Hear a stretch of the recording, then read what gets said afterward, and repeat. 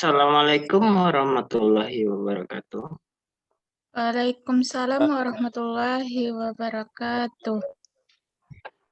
Baiklah, untuk memenuhi tugas mata kuliah Sistem Hukum Indonesia, di sini kami dari kelompok 7 akan mempresentasikan hasil tugas kelompok kami dengan judul Sengketa Hukum dan Reformasi Hukum di Indonesia, dengan topik yang akan dibahas yaitu mengenai alat bukti dan pembuktian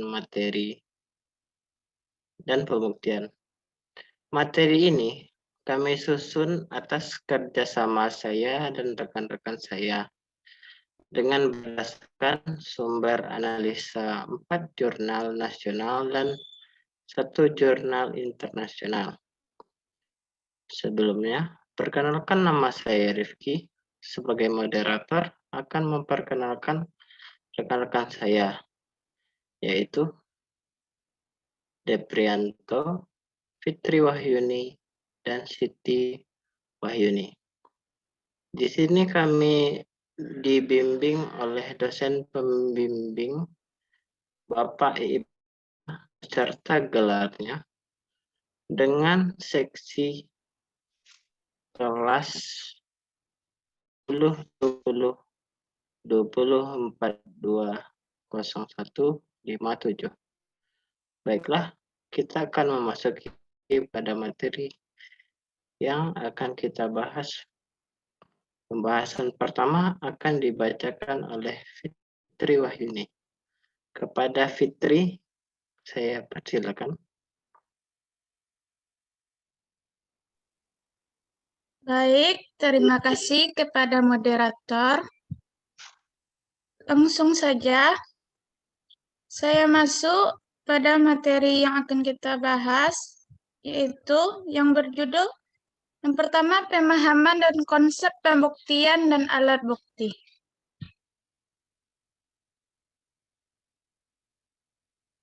Yang pertama, pengertian pembuktian dan alat bukti.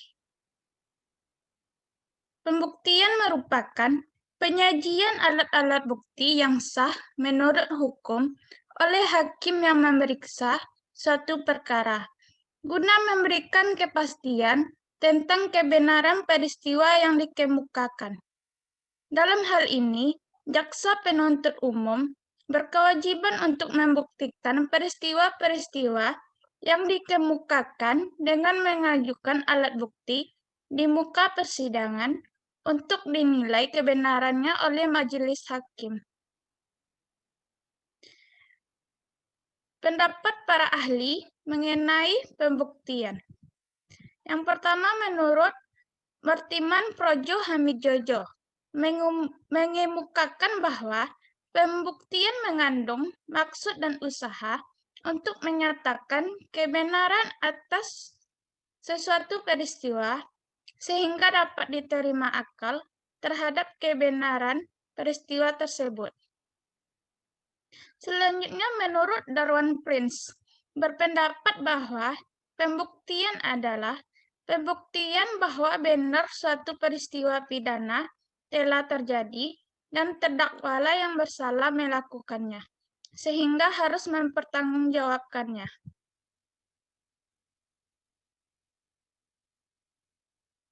Selanjutnya, hukum pembuktian. Hukum pembuktian adalah hukum yang mengatur tentang tata cara untuk menetapkan terbuktinya fakta yang menjadi dasar hukum dari pertimbangan dalam menjatuhkan suatu putusan. Alat bukti adalah segala sesuatu yang hubungannya dengan suatu perbuatan, di mana dengan alat-alat bukti tersebut dapat dipergunakan sebagai bahan pembuktian guna menimbulkan keyakinan hakim atas kebenaran adanya suatu tindak pidana yang telah dilakukan oleh terdakwa. Selanjutnya, yang kedua, pembuktian penyelesaian sengketa tata usaha negara. Menurut Indro Harto, fakta tersebut terdiri sebagai berikut. Yang A, fakta hukum, yaitu kejadian-kejadian atau keadaan-keadaan yang eksistensi keberadaannya tergantung dari penerapan suatu peraturan perundang-undangan. Yang B, fakta biasa, yaitu kejadian-kejadian atau keadaan-keadaan yang juga ikut menentukan adanya fakta hukum tertentu. Pasal 100 ayat 2 UU PTUN menentukan bahwa kejadian yang telah diketahui umum tidak perlu dibuktikan. Selanjutnya,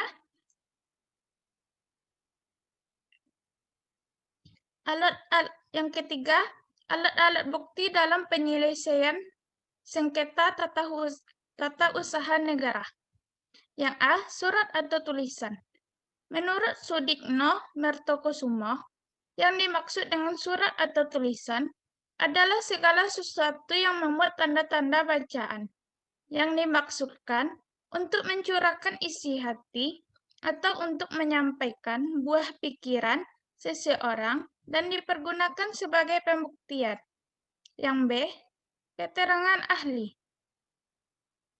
Alat bukti ini diatur dalam pasal 102 Undang-Undang Nomor 5 Tahun 1986 ayat 1 yang menentukan keterangan ahli dalam pendapat orang yang diberikan di bawah sumpah dalam persidangan tentang hal yang ia ketahui menurut pengalaman dan pengetahuannya. Ayat 2, seseorang tidak boleh didengar sebagai saksi berdasarkan pasal 88, tidak boleh memberikan keterangan ahli.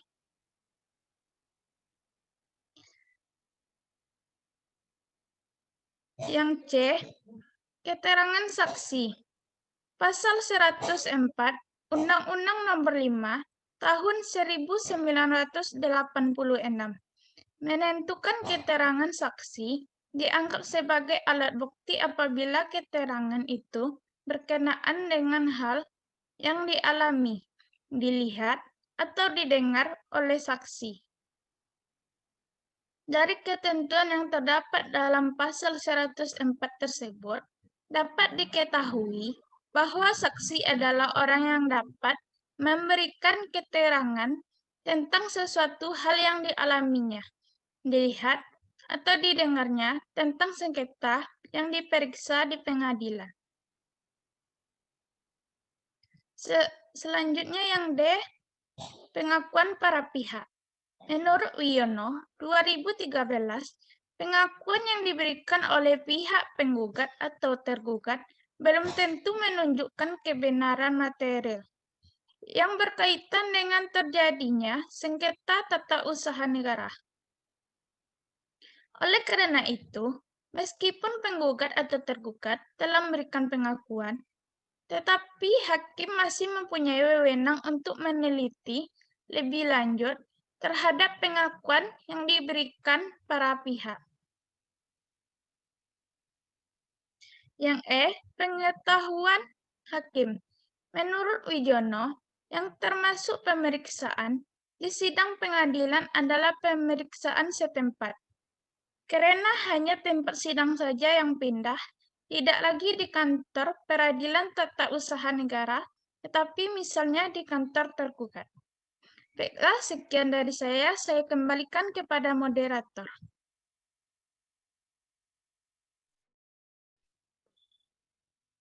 Baiklah. Materi selanjutnya akan dibacakan oleh Siti Wahyuni. Kepada Siti, saya persilakan. Baiklah, langsung saja. Materi selanjutnya, pembuktian penyelesaian sengketa perkara perdata. Dalam kaidah hukum yang ditentukan itu, setiap orang diharuskan untuk bertingkah laku sedemikian rupa, sehingga kepentingan anggota masyarakat lainnya akan terjaga dan dilindungi oleh dan dilindungi, dan apabila kaidah hukum tersebut dilanggar, maka kepada yang bersangkutan akan dikenakan sanksi atau hukuman. Hukum acara perdata juga disebut hukum perdata formil, yaitu mengatur cara bagaimana melaksanakan hak-hak dan kewajiban-kewajiban perdata sebagaimana yang diatur dalam hukum perdata material. Selanjutnya, alat-alat bukti yang dalam penyelesaian perkara perdata. A. Bukti tertulis atau surat. Alat bukti tertulis yang berisi keterangan tentang suatu peristiwa, keadaan, atau hal-hal tertentu. Dalam hukum acara perdata dikenal beberapa macam alat bukti tertulis, di antaranya yaitu surat dan akta. B. Alat bukti kesaksian. Alat bukti kesaksian diatur dalam pasal 139 sampai 152, 168 sampai 172 HIR, dan 1902 sampai 1912 BW. Kesaksian adalah kepastian yang diberikan kepada hakim di persidangan tentang peristiwa yang dipersengketakan dengan jalan pemberitahuan secara lisan dan pribadi oleh orang-orang yang bukan salah satu pihak dalam perkara yang dipanggil dalam persidangan. Yang C. Alat bukti persangkaan. Persangkaan adalah kesimpulan yang oleh undang-undang atau oleh hakim ditarik dari suatu peristiwa yang diketahui umum ke arah suatu peristiwa yang tidak diketahui umum. Pasal 1915 KUH Perdata. D. Alat bukti pengakuan. Pengakuan atau Bekentenis Confession diatur dalam HIR pasal 174 sampai 176 dan KUH Perdata pasal 1923 sampai 1928. Pengakuan merupakan sebuah keterangan sepihak karenanya tidak diperlukan persetujuan dari pihak lawan.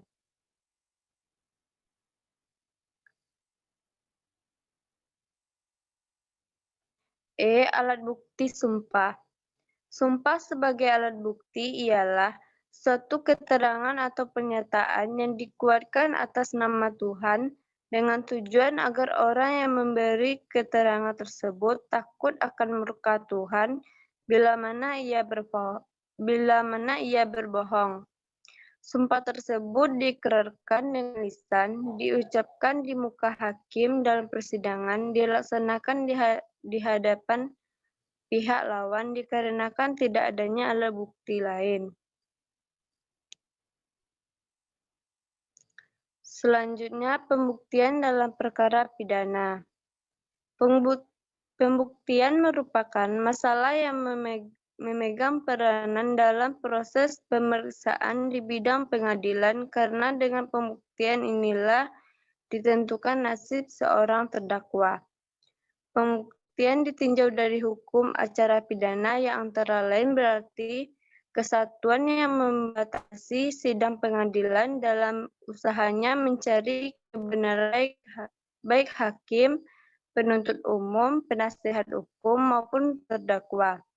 Masing-masing terikat pada ketentuan tata cara dan penilaian atas bukti yang ditentukan undang-undang dan tidak boleh bertindak leluasa dengan caranya sendiri dalam penilaian pembuktian. Selanjutnya, alat-alat bukti dalam penyelesaian perkara pidana. Dalam pasal 184 ayat 1 KUHP telah ditentukan secara limitatif alat bukti yang sah menurut undang-undang. Di luar alat bukti itu tidak dibenarkan dipergunakan untuk membuktikan kesalahan terdakwa. Mereka tidak leluasa mempergunakan alat bukti yang dikehendakinya di luar. Alat bukti yang ditentukan pasal 184 ayat 1 yang dinilai sebagai alat bukti dan yang dibenarkan mempunyai kekuatan pembuktian. Hanya terbatas kepada alat-alat bukti itu saja. Pembuktian dengan alat bukti di luar jenis alat bukti yang tersebut pada pasal 184 ayat 1 tidak mempunyai nilai serta tidak mempunyai kekuatan pembuktian yang mengikat.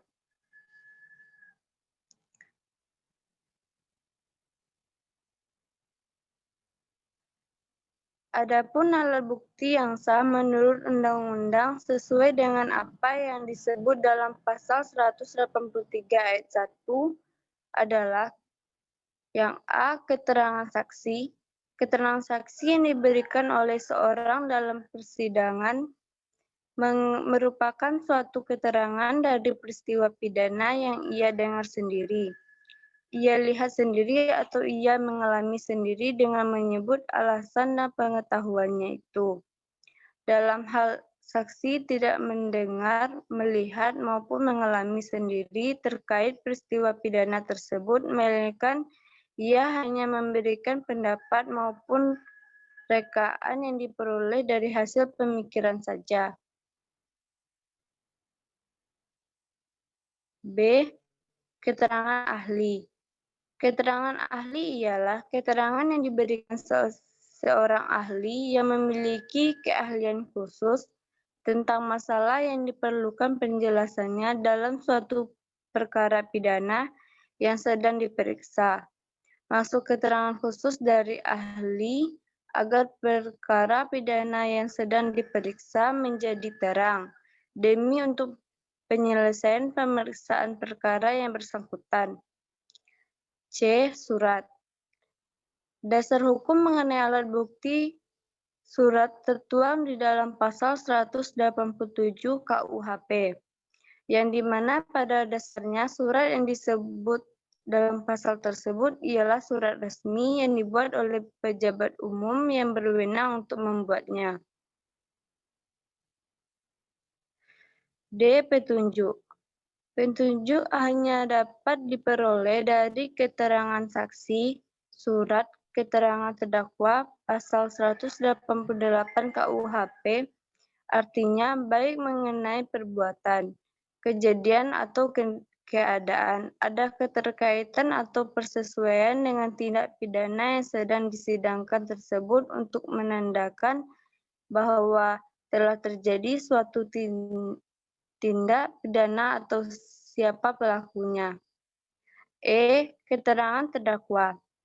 Terdakwa dalam memberikan keterangannya sebagai alat bukti dalam persidangan di pengadilan hanya mencakup dua hal, yaitu pengakuan dan pengingkaran mengenai tindak pidana yang didakwai kepadanya di dalam pasal 189 KUHP. Baiklah, saya kembalikan kepada moderator.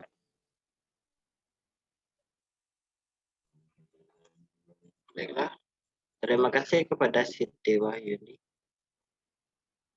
Baik, selanjutnya, materi selanjutnya akan dijelaskan oleh Deprianto. Kepada Deprianto.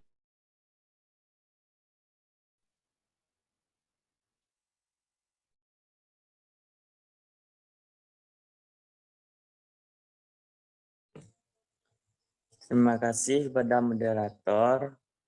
Baiklah, di sini saya akan menyampaikan tentang perbandingan jurnal-jurnal yang kami bahas dalam materi ini. Yang pertama, jurnal 1.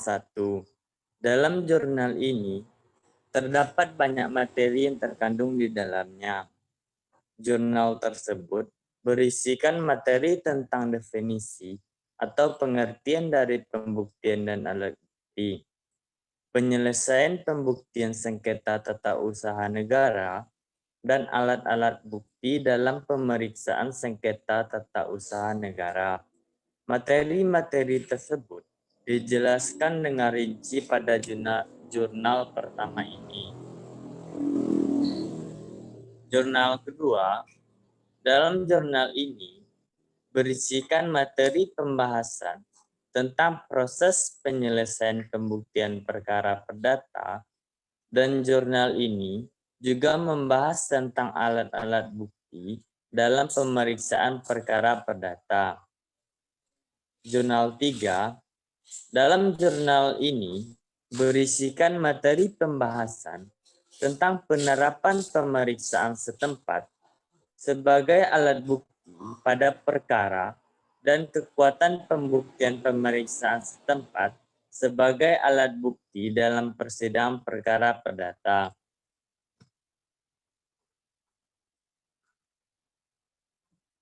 Yang keempat, jurnal 4.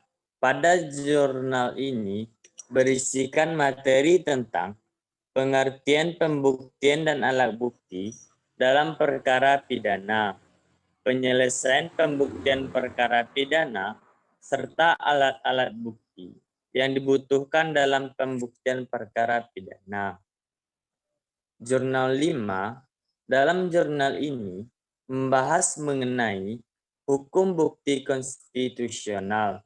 Dalam hal ini mencakup tentang hukum tata negara, hukum perdata dan pidana.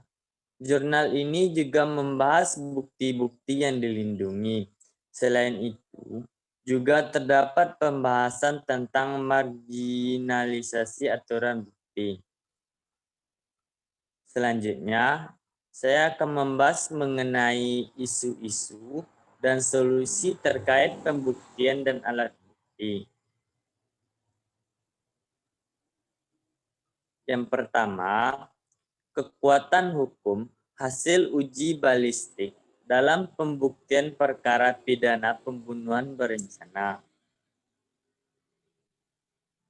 Peranan uji balistik dalam pembuktian tindak pidana pembunuhan dengan menggunakan senjata api, yaitu membuat terang perkara pembunuhan, yakni penyidik mendatangkan ahli yang diperlukan dalam hubungannya dengan pemeriksaan perkara sesuai dalam pasal 120 KUHP dan pasal 133 KUHP. Kemudian peranan yang kedua adalah memberi alat bukti yang sah pada persidangan dengan bantuan laboratorium forensik akan memberikan gambaran mengenai hubungan kausalitas antara korban dan pelaku kejahatan dengan mengetahui laporan dalam pemeriksaan forensik. Solusi dari isu ini yaitu hendaknya ada pengaturan secara khusus mengenai jenis-jenis alat bukti yang baru yang belum diatur dalam pasal 184 KUHP. Mengingat perkembangan masyarakat dan teknologi yang sangat pesat dan dinamis, sehingga dapat memungkinkan timbulnya jenis-jenis tindak pidana yang memanfaatkan teknologi yang canggih dengan modus-modus baru. Hakim hendaknya lebih cermat, tepat, adil, dan bijaksana dalam memberikan putusan berdasarkan alat-alat bukti dan barang bukti yang dihadirkan di persidangan.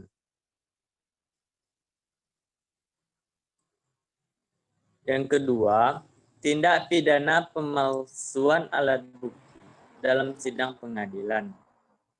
Misalnya, seseorang memalsukan surat pernyataan kepemilikan tanah dan tanda tangan orang tua, maka perbuatan tersebut patut diduga merupakan suatu tindak pidana pemalsuan surat sebagaimana dijelaskan dalam pasal 263 KUHP.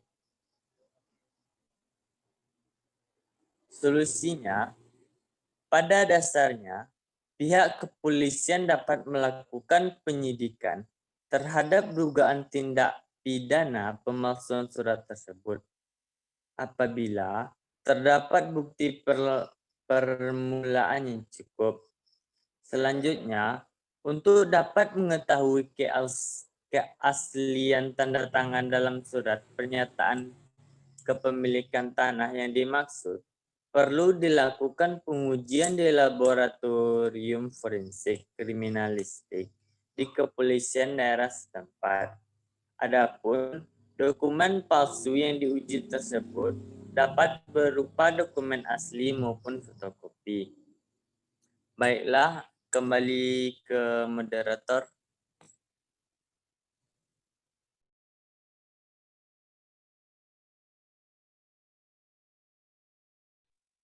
Baiklah, terima kasih kepada Dr. Rianto. Materi selanjutnya akan saya sendiri yang menjelaskan. Masalah yang mungkin timbul di luar jurnal yang dipelajari.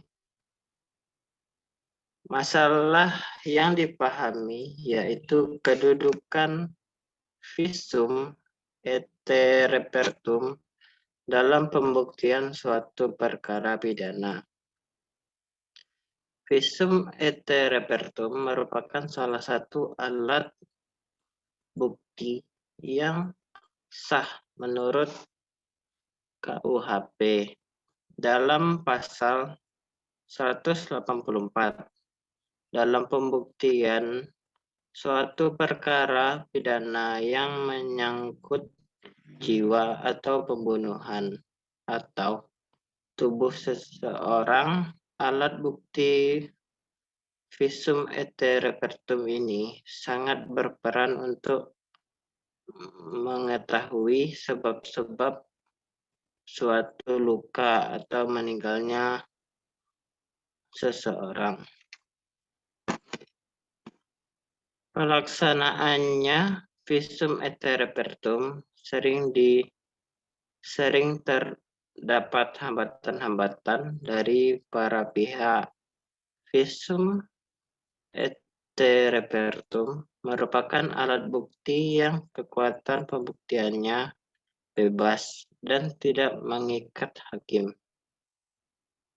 Dalam pembuatannya terdapat berbagai macam hambatan, yakni dari pihak penyidik seperti keterlambatan permintaan visum et repertum dari pihak dokter karena kesibukan tugas dokter dan lainnya.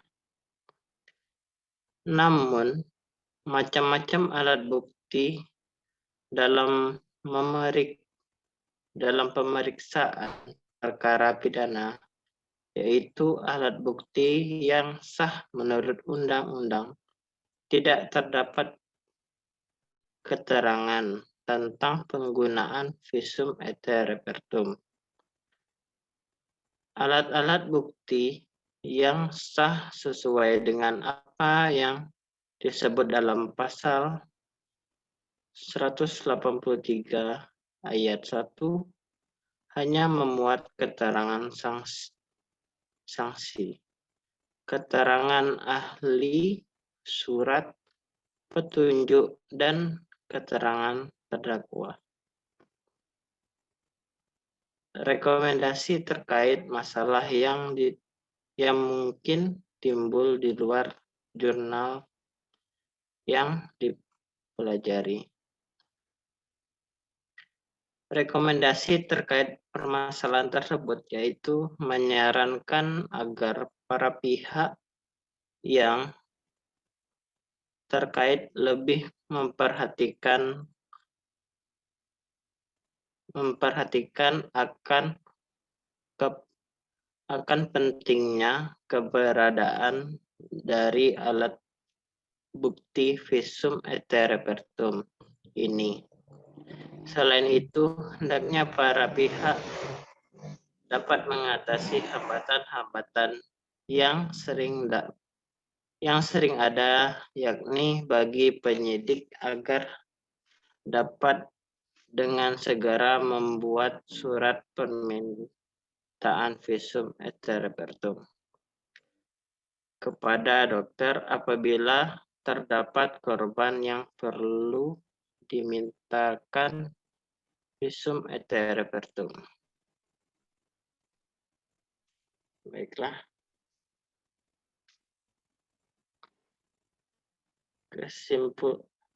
Berikutnya kesimpulan akan dijelaskan oleh Deprianto kepada Deprianto. Saya persilakan. Baiklah, terima kasih kepada moderator. Di sini kami akan memberikan sedikit kesimpulan dan saran mengenai pembahasan yang kami bahas dalam pertemuan ini. Yang pertama, kesimpulan. Dalam menyelesaikan sengketa atau perkara tata usaha negara pidana, sebelum hakim menjatuhkan atau mengambil putusan untuk mencari suatu kebenaran, baik kebenaran material maupun kebenaran formil, bahwa hakim terlebih dahulu harus memeriksa alat-alat bukti yang diajukan para pihak. Pembuktian yang dilakukan oleh hakim dalam mengadili sengketa atau perkara adalah untuk menentukan hubungan hukum yang sebenarnya terhadap pihak-pihak. Pembuktian adalah tahap yang memiliki peranan penting bagi hakim untuk menjatuhkan putusan. Alat bukti adalah segala sesuatu yang ada hubungannya dengan satu perbuatan, di mana dengan alat-alat bukti tersebut dapat dipergunakan sebagai bahan pembuktian guna menimbulkan keyakinan hakim atas kebenaran adanya suatu tindak pidana yang telah dilakukan oleh terdakwa. Proses pembuktian dalam proses persidangan dapat dikatakan sebagai sentral dari proses pemeriksaan di pengadilan. Pembuktian menjadi sentral karena dalil-dalil para pihak diuji melalui tahap pembuktian guna menemukan hukum yang akan diterapkan maupun ditemukan dalam suatu perkara tertentu. Tujuan dari pembuktian adalah untuk menetapkan hubungan hukum antara kedua belah pihak yang berperkara di pengadilan untuk dapat memberi kepastian dan keyakinan kepada hakim atas dalil yang disertai alat bukti yang diajukan di pengadilan. Pada tahap ini, hakim dapat mempertimbangkan putusan perkara yang dapat memberikan suatu kebenaran yang memiliki nilai kepastian hukum dan keadilan. Pengaturan tentang alat-alat bukti dalam hukum acara peradilan tata usaha negara diatur di dalam pasal 100 sampai 107 UU PT UN. Menurut pasal 100 ayat 1 UU PT UN, alat bukti adalah surat atau tulisan, keterangan ahli, keterangan saksi, pengakuan para pihak, dan pengetahuan hakim. Alat-alat bukti yang sah menurut hukum acara perdata sebagaimana diatur di dalam pasal 164 HIR atau 284 RGB, yaitu bukti surat, bukti saksi, persangkaan, pengakuan, dan sumpahan. Dan alat bukti yang sah menurut undang-undang tentang alat bukti perkara pidana sesuai dengan apa yang disebut di dalam pasal 183 ayat 1 adalah keterangan saksi, keterangan ahli, surat, petunjuk, dan keterangan terdakwa. Saran dari kelompok kami terhadap permasalahan ini yaitu menyarankan agar harus adanya perluasan alat bukti yang sah dalam pembuktian, terutama dalam hukum acara pidana di Indonesia sendiri. Karena jika hanya menggunakan alat bukti yang diatur secara limitatif pada pasal 184 KUHP, maka akan terjadi kesukaran-kesukaran dalam membuktikan perkara-perkara yang sulit untuk dibuktikan atau runyam. Oleh karena itu, perlu adanya pengaturan kembali mengenai alat bukti pada pasal 184 KUHP. Baiklah, kembali lagi kepada moderator.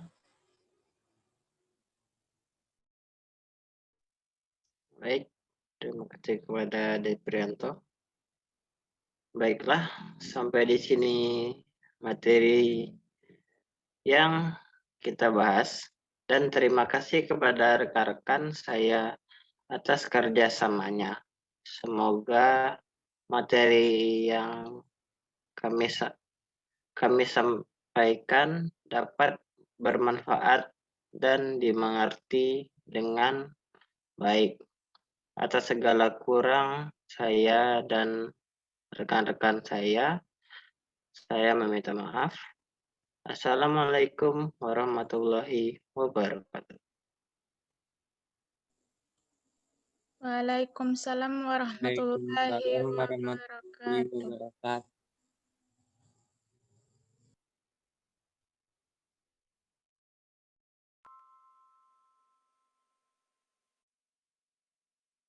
wabarakatuh.